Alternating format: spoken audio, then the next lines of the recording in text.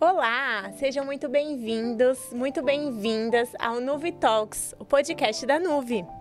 Meu nome é Marcela Sanches e hoje eu estou aqui com ele, Dr. Bruno Mani, especialista em cirurgia refrativa e de catarata. Seja muito bem-vindo, Dr. Bruno. Obrigado, Marcela. Obrigado, Nuve, pelo convite. É muito importante a gente estar aqui falando com vocês sobre essas informações oftalmológicas, o que a gente tem de inovador, as cirurgias, os tratamentos. Então vamos bater um bate-papo legal aqui. Maravilha! Hoje o tema vai ser cuidados pré e pós-cirúrgicos, de qualquer cirurgia, catarata ou refrativa. Mas antes disso, Dr. Bruno, conta um pouquinho pra gente da sua trajetória. Vamos lá. Eu comecei a pensar em fazer oftalmologia muito pequeno já, então eu já gostava de medicina, tenho um primo oftalmologista mais velho, então foi uma inspiração para mim ao longo da vida. Desde cedo eu quis ser médico e quando eu passei na medicina eu mudei um pouquinho, quis fazer cirurgia por coisas da minha cabeça, que graças a Deus eu voltei e virei oftalmologista.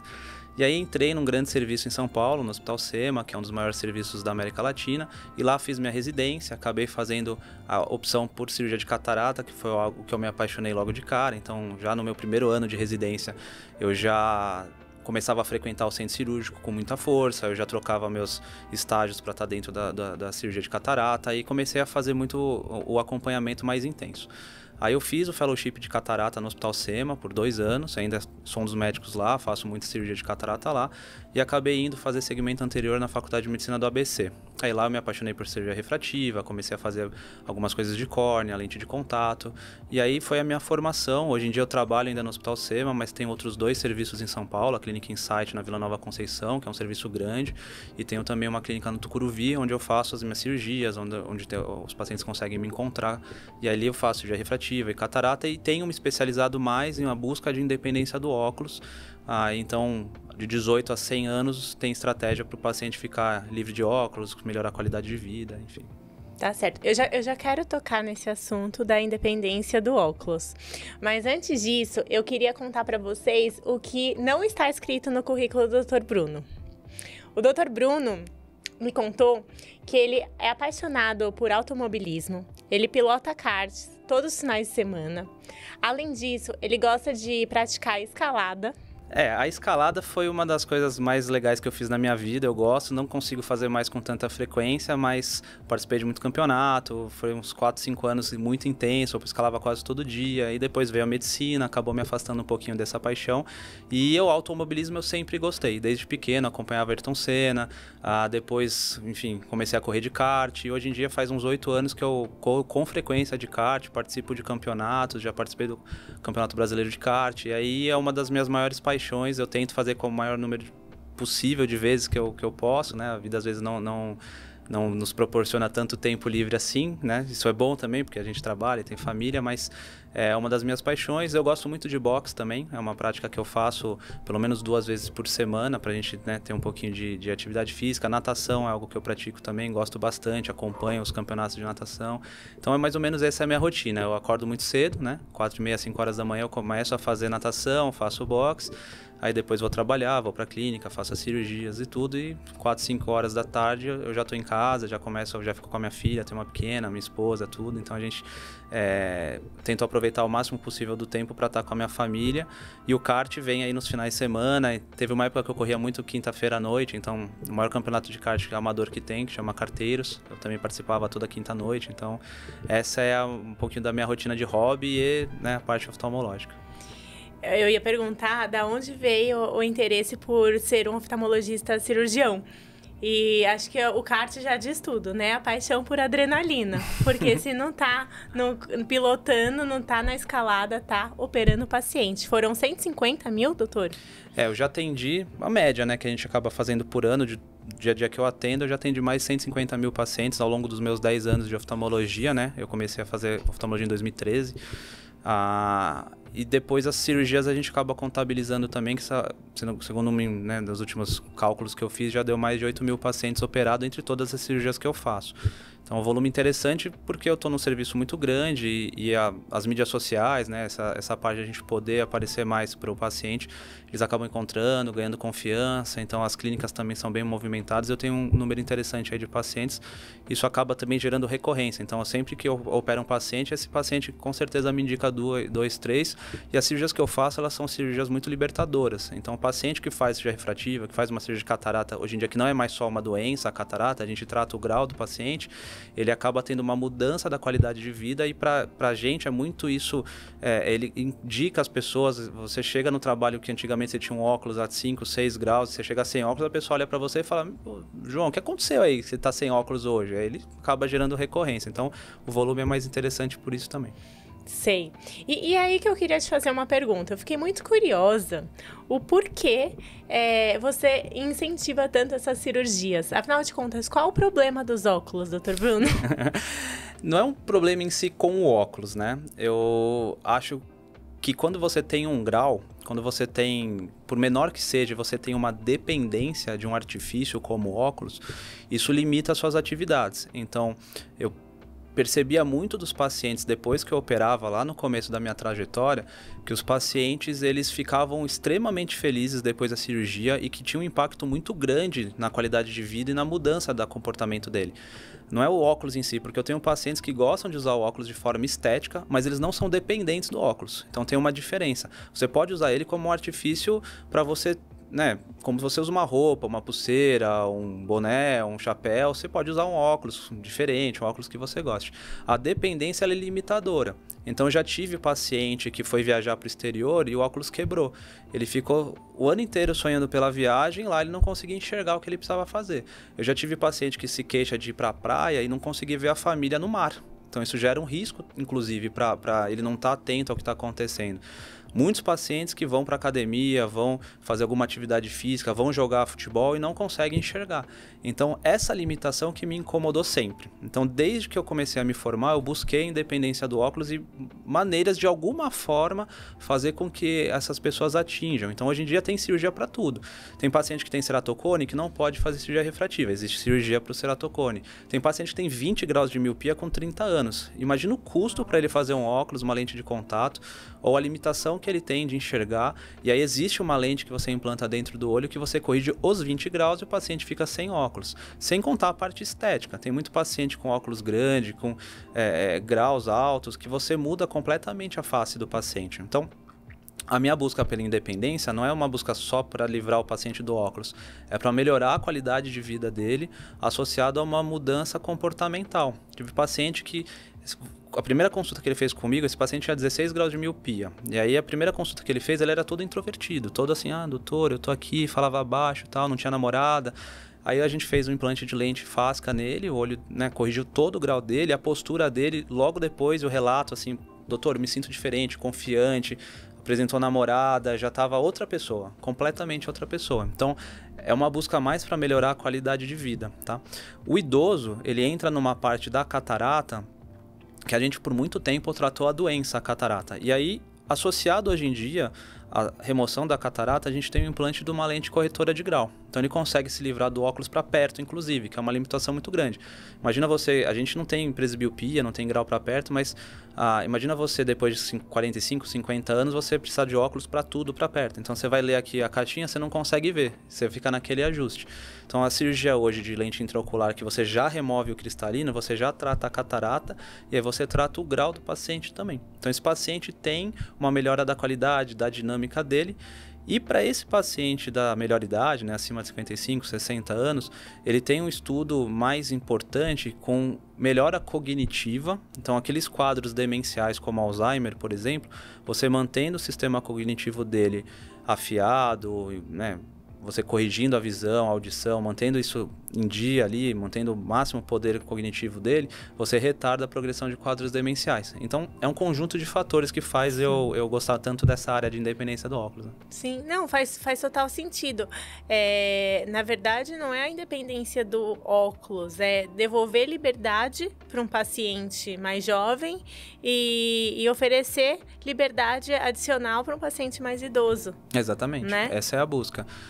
O óculos, se você quiser usar, não tem problema problema nenhum. Mas quando você começar a usar, é um desafio que eu faço, você não tem grau, né? Não.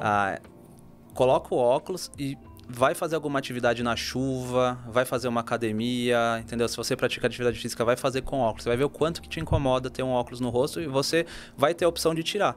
Então, assim, o paciente que tem grau e não fez a cirurgia, ele não tem essa opção. Então, se ele for na academia, se ele for jogar um futebol, se ele for fazer um vôlei, alguma coisa, ele ou usa o óculos, ou usa a lente de contato e corre outros riscos, que é uma opção muito boa, a lente de contato, mas eu pego vários pacientes que não têm os cuidados certinho com a lente. Então, acaba tendo uma opção mais limitada, entendeu? Tá. Legal.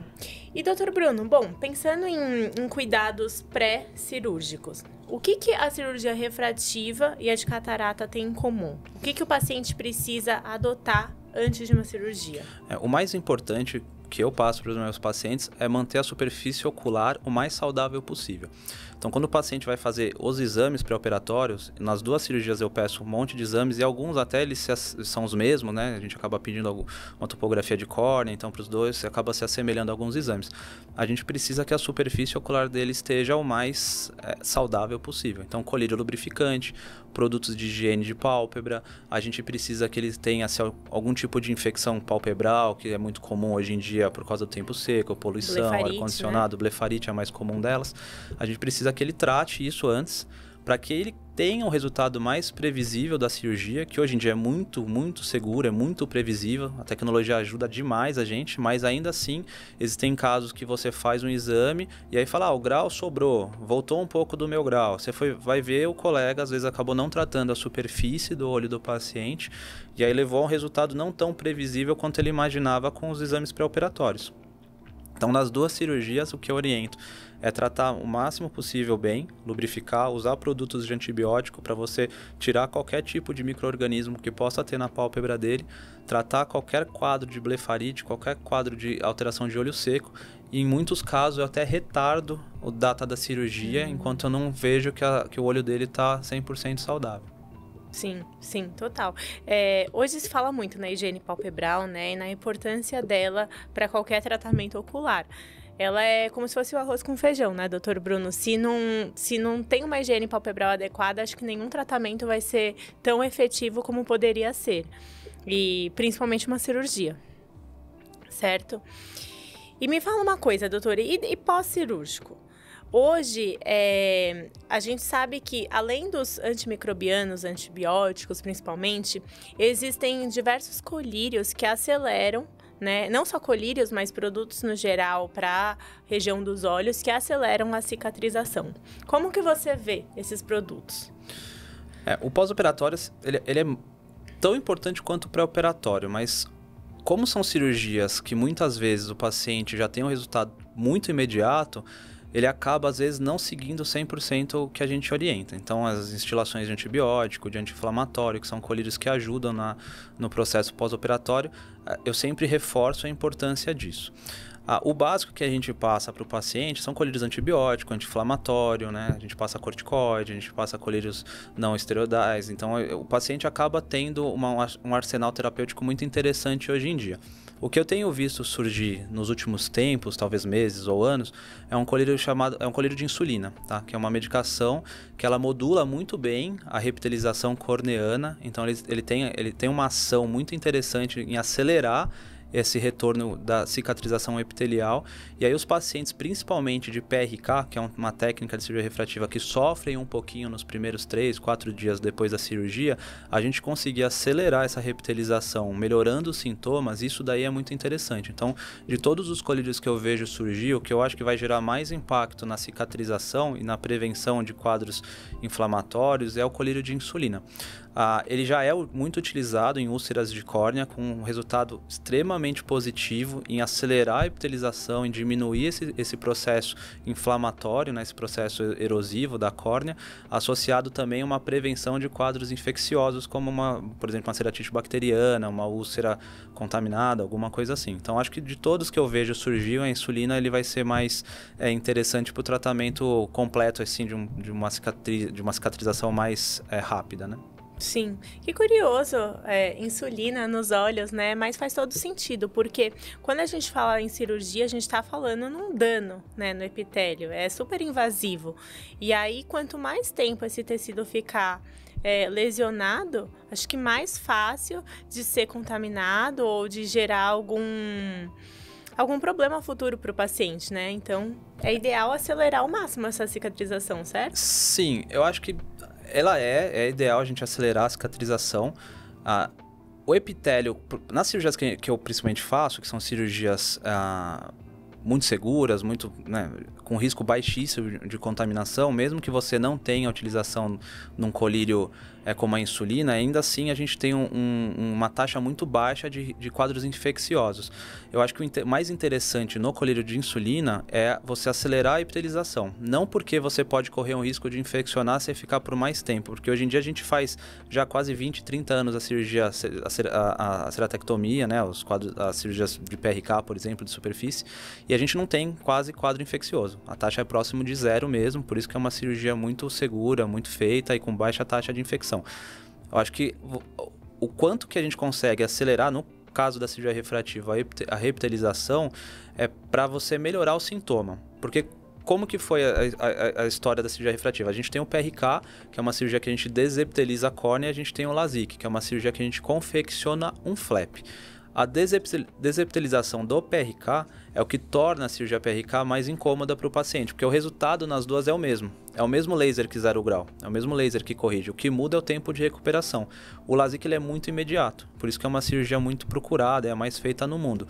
O PRK ele não dá sintoma. Então qual que é a ideia do PRK? A gente buscar artifícios para acelerar a reptilização, diminuir sintoma, e é o que a gente vem conseguindo com outros tipos de terapia, mas a insulina pode ajudar a gente nisso, a ser mais rápido ainda, a tornar o PRK, que é uma cirurgia importante, uma cirurgia que algumas pacientes não podem fazer LASIK, por exemplo, mas podem fazer PRK, e aí você torna essa cirurgia mais confortável.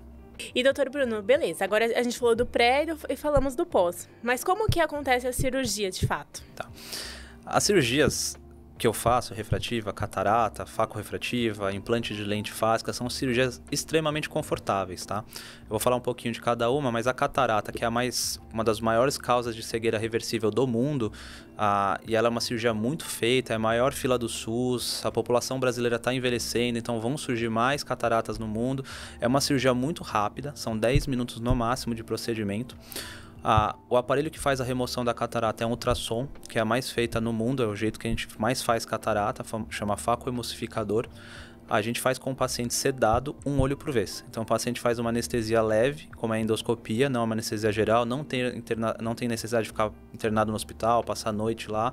É uma cirurgia rápida de rápida recuperação. Indolor. O paciente não sente nada durante a cirurgia, não sente nada no pós.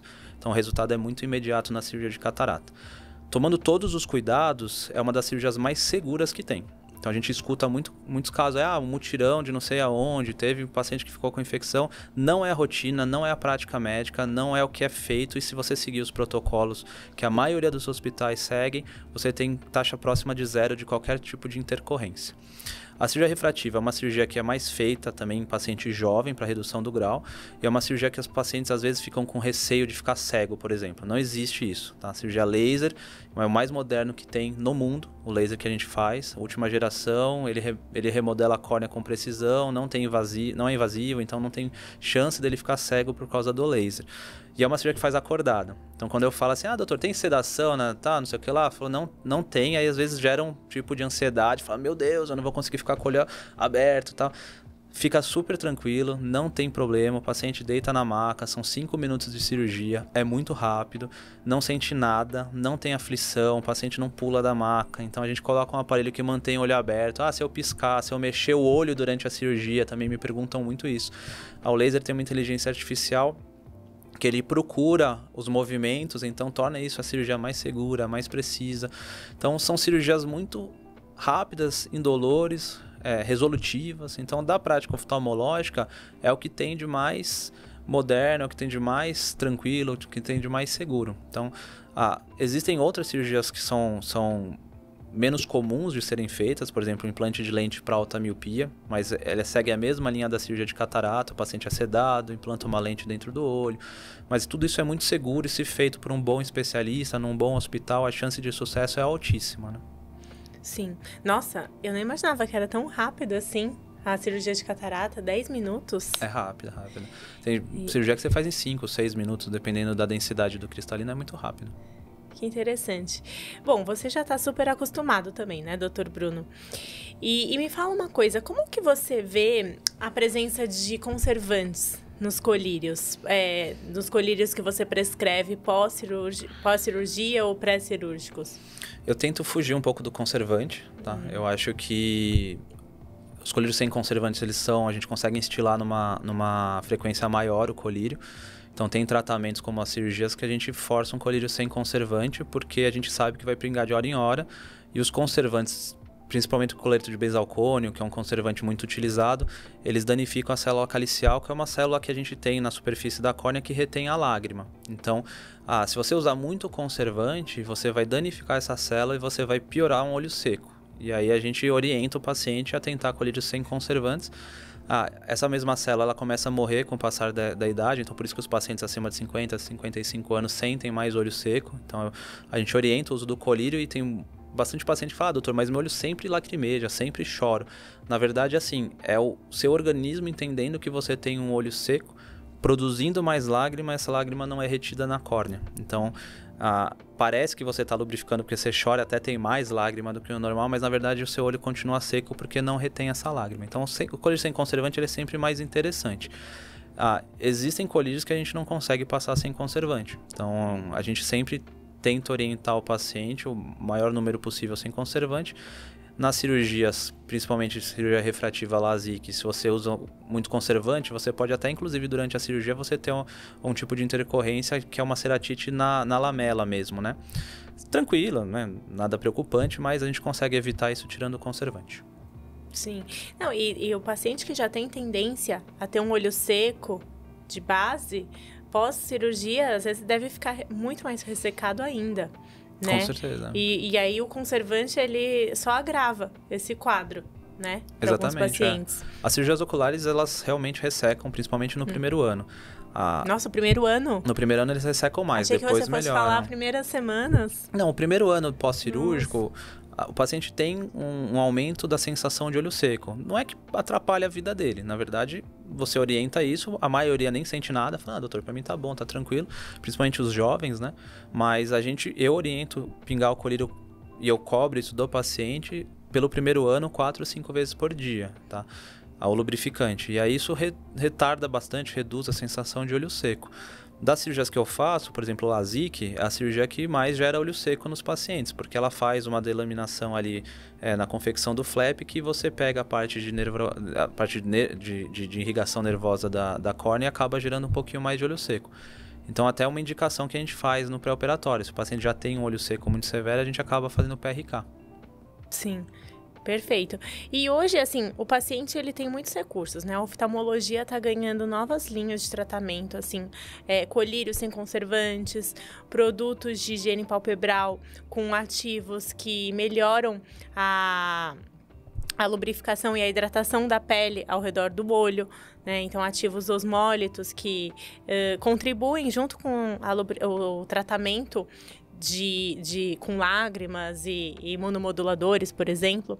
Então, opções não faltam para os pacientes, né, doutor Bruno? Como que você recomenda cada um dos tratamentos? Hoje em dia o mercado é muito amplo para a gente tratar qualquer tipo de olho seco, seja evaporativo, seja de algum tipo de lipídio, excesso de lipídio na lágrima. Então a gente precisa, o que eu oriento os pacientes, ter uma boa empresa que faça um bom colírio, que façam colírios de qualidade, produtos de higiene de pálpebra de qualidade. Então tem muito oftalmologista capaz prescrevendo shampoo da Johnson, que é um artifício que ajuda, mas não é o ideal, não é próprio para pálpebra, como um composto de melaleuca, que é um agente que é super legal para pálpebra, que trata mesmo olho seco e deixa continuidade assim na lágrima saudável do paciente.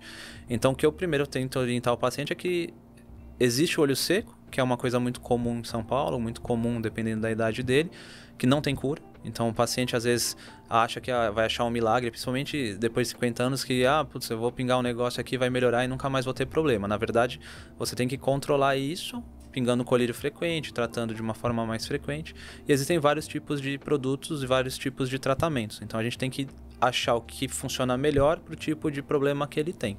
E aí a gente tem um artefato muito amplo assim, na terapêutica para olho seco. Hoje em dia a gente tem colírios manipulados, colírios sem conservante, produtos de higiene de pálpebra, antibiótico, anti-inflamatório, antialérgico, luz pulsada, que é um tratamento que você faz na glândula direto, com radiação de luz mesmo, para você regenerar a glândula. Então tem bastante coisa legal assim. Sim.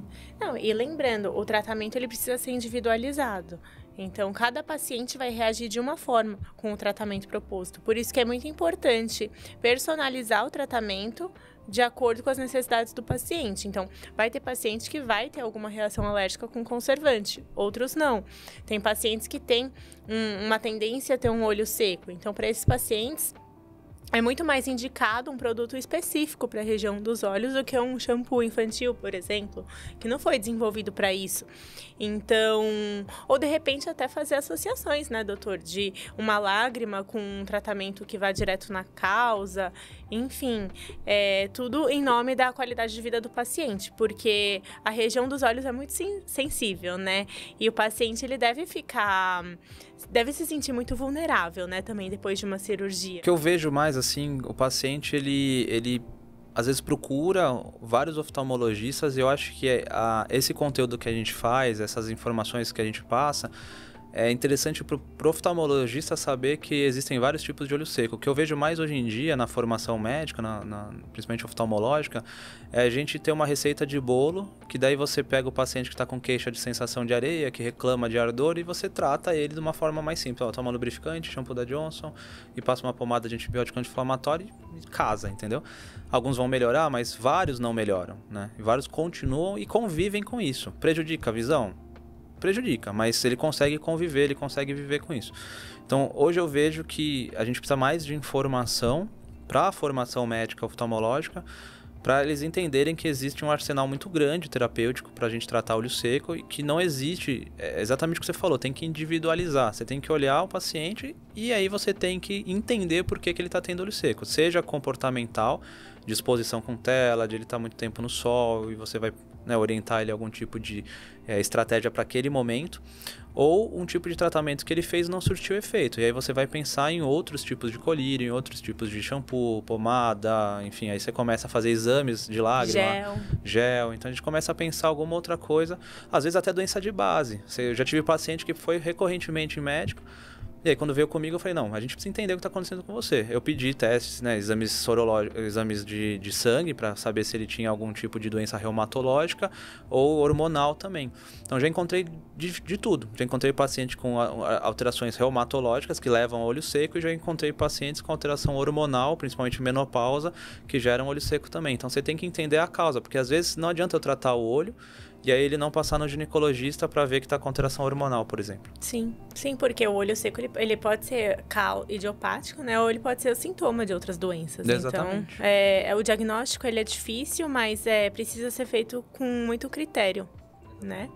E para você, médico, oftalmologista, que ainda não conhece a NUV é um laboratório magistral estéreo que nasceu na oftalmologia, hoje já está se expandindo para outras linhas de tratamento, mas o principal diferencial da NUV é a inovação e o alto rigor de qualidade. Então, nós somos um laboratório com mais de 1.000 metros quadrados, especializado em medicamentos estéreis, e com mais alto nível de especialistas, médicos e farmacêuticos dedicados à manipulação de produtos personalizados para cada um dos pacientes. Dr. Bruno, o que você daria de dica para um paciente que precisa começar, que nunca fez higiene palpebral, precisa implementar essa rotina pré-cirúrgico e depois pós-cirúrgico? O que você recomenda? O pré-cirúrgico e o pós-cirúrgico é individualizado pelo médico. Então, particularmente, eu passo uma prescrição de colírio lubrificante e um antibiótico, por exemplo, ele pingar 4 dias antes da cirurgia um antibiótico. Se ele passou comigo em consulta, a cirurgia depois de uns 30 dias, por exemplo, eu já deixo um tratamento de superfície com antibiótico, com corticoide, pomada, normalmente. O que eu acho legal a gente dar dica é para o dia a dia do paciente, porque a grande maioria não opera, ou não precisa operar, ou não tem um grau, e às vezes acaba não tendo informação. E a gente tem muito, hoje em dia, a pessoa, né, o paciente, que vive exposto à tela, que a gente está muito conectado a tudo. A gente vive numa cidade poluída, numa cidade estressante, que isso interfere também na imunidade, na superfície lacrimal. Então, o dia a dia que eu oriento os pacientes primeiro, procurar uma consulta oftalmológica de forma anual. Tem que passar no oftalmologista, não tem sintoma, passa, porque a gente descobre várias doenças, a gente melhora a qualidade de vida, melhora a performance no trabalho, parte, né, enfim, dele estar exposto à tela, o quanto que ele produz, a gente consegue melhorar só com tratamento oftalmológico efetivado para ele.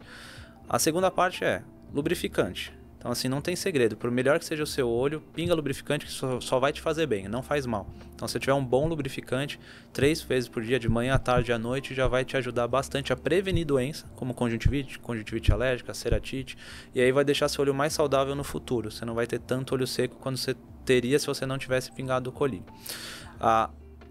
Existem esses shampoos de higiene de pálpebra, que eles são muito interessantes, tá? O composto que eu mais gosto é o manipulado de melaleuca, que ele é excelente para pálpebra. Uma vez por dia, fica jóia, você não tem sensação de areia, embaça menos sua visão, a tela incomoda menos, então aquela dor de cabeça que você sente no final do dia por estar muito exposto à tela, você reduz com tratamento de superfície. E aí eu oriento o paciente a parte comportamental, se alimentar melhor, prática de atividade física, diminuir a exposição com tela. Então a gente tem uma regra lá de 20, 20, 20, que é 20 segundos fora da tela, se você ficou 20 minutos, aí você olhar para 20 pés. Então, assim, para você mais fácil. Ficou 1 hora na tela, fica 5 minutos fora dela e olha para longe. Então já ajuda, que fica mais fácil do paciente lembrar. Então tem paciente meu que fica 6, 7 horas na frente do computador.